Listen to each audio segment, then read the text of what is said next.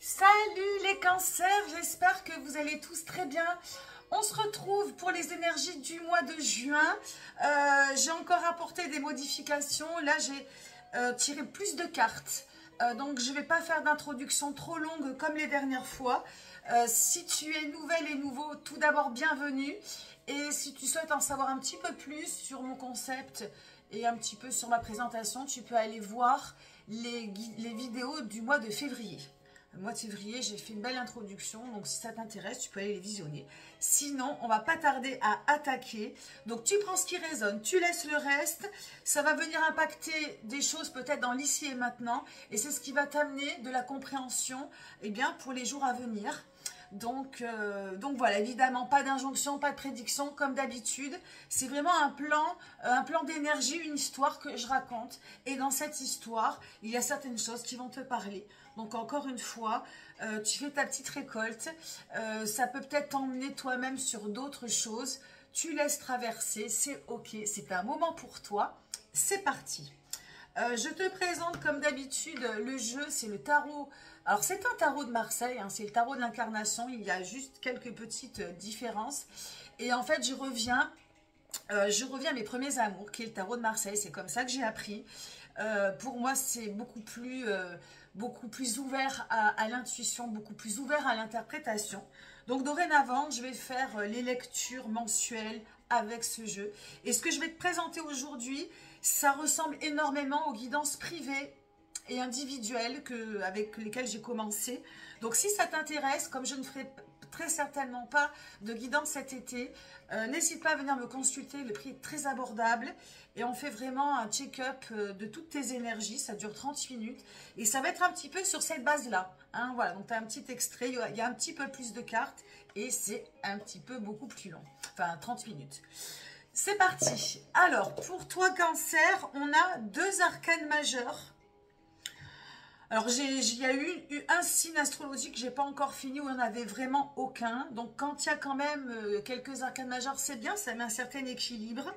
On a de la coupe, on a des épées, on a des bâtons, on a des deniers. On a quand même un bel équilibre. Donc, je ne peux pas te montrer, désolé, le tableau. Il y a beaucoup de cartes et j'ai mon trépied qui est cassé, donc je ne peux pas te pivoter. Mais on a un bel équilibre. Les arcanes majeures, ce sont des temps forts. On l'a en carte mantra. Alors d'ailleurs, effectivement, on va voir, parce qu'il y a quand même... c'est ce que j'ai repéré quand j'ai tiré le jeu ce matin. Il y a...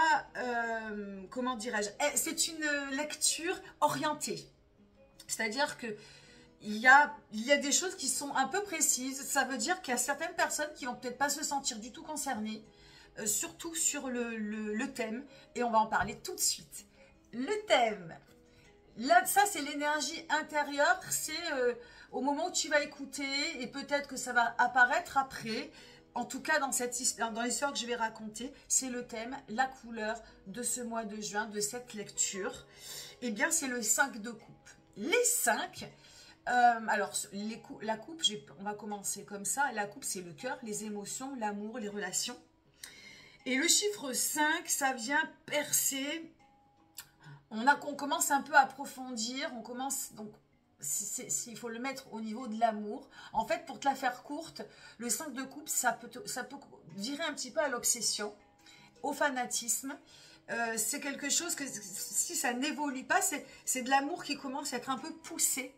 Et on peut comparer ça aux personnes qui sont sous emprise d'une religion forte, ou sous emprise d'un gourou, ou sous emprise d'un manipulateur, ou sous emprise de quelqu'un, ou sous emprise aussi d'un point de vue plus large, même d'une manière de vivre. Alors, je précise que c'est dans le cœur, hein, c'est que le cœur est pris. Le cœur est pris et si ça dure trop, le cœur est un peu prisonnier. Hein, quand on est obsédé par quelqu'un, donc quand toi, tu es obsédé par quelqu'un ou que tu es sous le joug d'un gourou, d'un dieu, voilà, sans faire de prosélytisme ou que ce soit. Enfin, voilà, la question n'est pas là. La question, c'est que ça peut être quelque chose d'obsédant dans ta vie ou que tu es sous emprise d'eux. Alors voilà, c'est pour ça que je te dis que c'est un peu orienté, ce 5 de coupe, mais alors après, c'est pas forcément grave, il peut y avoir aussi quelque chose de... par exemple, je vais te parler de moi. J'ai repris le yoga, j'avais arrêté, j'ai repris le yoga. Et c'est vraiment quelque chose que j'aime énormément, qui me fait beaucoup de bien. Et quand je reprends, je m'étais dit que je faisais que 2 cours ou 1 cours parce que j'ai mal au genou, je te la fais courte. Et je ne peux pas m'empêcher de faire 3 cours et j'ai mal au genou. Et bien que j'ai mal au genou, je vais continuer d'y aller jusqu'à ce que je puisse plus en faire. Hein. C'est clair et net. Et je n'ai pas la raison de me dire, bon ben, ménage-toi un peu, fais ce que tu avais dit, économise-toi, non. Donc on peut aussi adapter, et parce que j'aime ça, donc ça vient aussi, ça vient de mon cœur. Donc voilà, on peut l'adapter aussi à des pratiques, à des choses comme ça, pour élargir un peu le débat. Donc ça c'est le thème. L'énergie de départ extérieure, c'est le 9 de bâton. 9 de bâton, donc le bâton, c'est notre créativité qui est poussée à l'extrême. C'est la sexualité qui est poussée à l'extrême. Le 9 de bâton, on a bientôt fini. Alors, quand je parle de sexualité, je parle de l'énergie, de la manière dont on est dans son corps, etc. Dont se sert de son corps. C'est pas forcément la sexualité physique, hein, mais je suis obligée de parler voilà, ça veut dire, c'est l'énergie de la sexualité, c'est l'énergie de la créativité, c'est l'énergie de la vitalité. Donc, c'est une énergie assez extrême et qui a bientôt fini son cycle. Donc, qui peut être au bout d'un épanouissement. Mais le 9, le problème, c'est qu'il faut passer outre. Et souvent, le 9, il est kéblo. Il est en mode un peu... Et alors, ou en mode échec, ou en mode, ben, il faut que je me dépasse. Il y a quelque chose à dépasser, et ce qui est à dépasser, c'est dans l'ego. Il y a quelque chose qui tourne autour de l'ego, qui peut être en rapport avec quelque chose que tu as dans le cœur et que tu n'arrives et qui t'obsède. Et donc du coup, ça peut être le 9, c'est souvent des deuils à faire. C'est des deuils à faire, et en même temps c'est quelque chose que tu n'as peut-être pas, alors au niveau peut-être pas envie, ou que tu ne te sens pas capable d'outrepasser. Donc c'est un cap qui est difficile à passer, et c'est peut-être une non-envie ou une incapacité de passer ce cap. Et en fait, pour passer ce cap, il faut se mettre un peu à nu, se mettre au clair, et peut-être mettre son ego de côté. C'est une carte très délicate, mais qui fait que tu pars au moment où tu vas m'écouter. Alors peut-être que ça ne va pas t'impacter de suite, peut-être que ça ne t'impactera pas du tout, mais ça peut peut-être impacter plus tard. Donc c'est très délicat. N'hésite pas à poser des questions si tu captes pas le truc, parce que c'est pas évident. De cette énergie, vers quelle énergie tu vas peut-être aller dans ce mois de juin? C'est la reine de denier. Et je pense que pour lâcher prise avec l'ego, pour justement outrepasser et passer ce cap, il va falloir descendre dans la matière. Cette reine de denier, elle tient son objectif de manière assez obstinée. Il y a une espèce d'obstination dans la matière. La reine de denier, et surtout celle-ci, elle est dans la maîtrise de ce qu'elle possède, de ce qu'elle a, de ce qu'elle fait. Et alors, en même temps, il y a beaucoup de caractère dans cette carte. Hein, peut-être que tu vas te retrouver dans ce trait de caractère. Et en même temps, il y a la peur. En tout cas, je reste dans ce que je maîtrise. Et pour l'instant, je ne veux pas entendre parler du reste. Et j'ai envie de dire que c'est OK, parce que... Alors, c'est OK, oui et non. Parce qu'on peut retrouver... cet acharnement dans le cœur, hein, qui tourne. Alors, ou c'est quelque chose de positif. Hein. Moi, par exemple, pour le yoga, et d'ailleurs, je pense à ça parce que je suis ascendant cancer. Hein, donc, au final, cette guidance est peut-être destinée. Mais le yoga me fait énormément de bien, à part à mes genoux. Mais pour tout le reste, me fait énormément de bien. Donc, c'est pas forcément quelque chose de négatif. Pour autant, donc cette énergie, elle va, donc ce cap que tu as du mal à passer, ce blocage, ou en tout cas cette extrême aussi puissance vitale, hein, elle peut être aussi très positive, cette carte. Elle te fait te reconcentrer sur un travail, une activité, une relation, quelque chose qui dans lequel tu vas t'obstiner, et j'ai envie de dire que c'est OK. On verra plus tard qu'est-ce que ça veut dire. Côté cœur, le pape. Et le pape porte le numéro 5. Et ce pape, eh bien, alors ce pape, c'est l'idéal, hein, le pape, c'est voilà, hein, c'est comment dirais-je, le représentant d'une religion, c'est le chef. Donc il vient te montrer l'idéal, il y a quelque chose de vertical, on est dans l'enseignement, etc. Mais côté cœur, ça veut dire quoi? Côté cœur, ça peut être un manipulateur, alors ça peut être quelqu'un qui te prône la bonne parole, mais quelqu'un qui peut aussi, dans la polarité négative, qui peut aussi être un beau parleur et venir ici un peu manipuler. Donc pour celles et ceux qui sont accompagnés, ou qui ont quelqu'un dans la tête, quel qu'il soit, famille, amis, petit copain, petite copine, vous adaptez. Alors, il y a quelque chose de l'ordre, il y a peut-être un enseignement à tirer, en tout cas de tout ça. Il y a quelque chose qu'on peut idéaliser, il y a quelque chose qui peut être intéressant, mais aussi, il peut y avoir aussi beaucoup de manipulation et beaucoup de gourouisme, et de se sentir un peu hypnotisé et berné dans une relation. Donc, c'est pas ouf. Ça peut être, donc, voilà, ça peut être aussi quelque chose d'idéal. Alors, attends, tu sais quoi? Je vais aller voir parce que, avec le tarot de Marseille, j'aime bien que tu puisses avoir toutes les petits mots-clés. Et il me semble que j'en ai oublié un pour le pape. Et c'est ce que je fais lorsque je fais mettre... Alors, oui, voilà, alors homme marié. Voilà, c'est des petites choses comme ça que j'avais plus en tête. Homme marié. Donc, ça peut être aussi, effectivement, j'allais oublier, très propice pour un mariage. Mariage, union. Ça peut concerner un homme marié. Tu vois.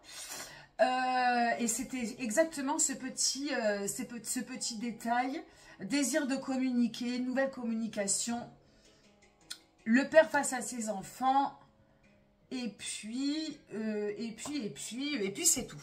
J'avais oublié ces petites, voilà, ces petits détails qui peuvent peut-être parler à certains cancers. Je préfère être honnête. Allez voir dans ma petite Bible, j'ai pas toujours tous les mots et c'est pour ça que j'aime le tarot de Marseille, pour vraiment me référer et que tu puisses avoir tous les éléments. Donc, côté cœur, ça peut être donc le bon côté de la chose, s'il y a un mariage en vue, une union, un idéal, très très bon pour communiquer. Mais en fait, je te parle de ça parce qu'il peut y avoir aussi, en fait, je suis restée orientée sur le côté un peu manipulé, un peu dans une obsession, un peu dans quelque chose qui est un peu sous emprise.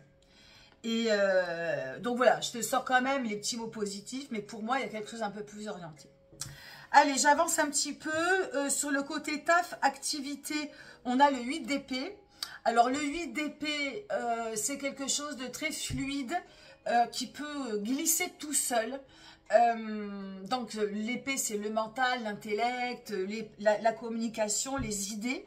Hein, d'ailleurs, il y a une communication qui peut être assez fluide pour le coup sur le mois de juin. Mais ça peut être aussi quelque chose de littéralement bloquant au niveau du travail. Si tu es en recherche de travail, si tu es même dans un travail tout court, il y a quelque chose qui peut ne pas se faire au niveau cérébral, au niveau des idées, au niveau de la communication, au niveau, voilà. Où c'est très fluide. Le 8 d'épée, précisément, c'est un peu la non-pensée, la vacuité. Il y a zéro prise de tête. C'est vraiment fluide. On a envie d'écrire, on écrit super bien. On a des idées qui... voilà, pas de pensée polluante, pas de pensée négative. Et c'est tout fluide. Si la polarité est négative, on est au contraire presque vide. Vide, pas inspiré. Donc, voilà. Voilà, tu peux adapter au niveau, comment dirais-je, de ce que, voilà, dans ton travail, ou bien, voilà, si tu n'as pas de travail, ça marche aussi. Ça peut être tout fluide, tout glisse, et ça peut être justement très propice pour trouver des chemins, pour ouvrir des portes. On est dans l'ère du Gémeaux, donc ça peut être complètement bénéfique pour ouvrir des portes, trouver des idées, trouver un travail sympa. Et au contraire, vide. Vide. Il n'y a rien voilà. Il n'y a pas d'inspiration. Et donc, du coup, il faudra attendre un petit peu plus tard.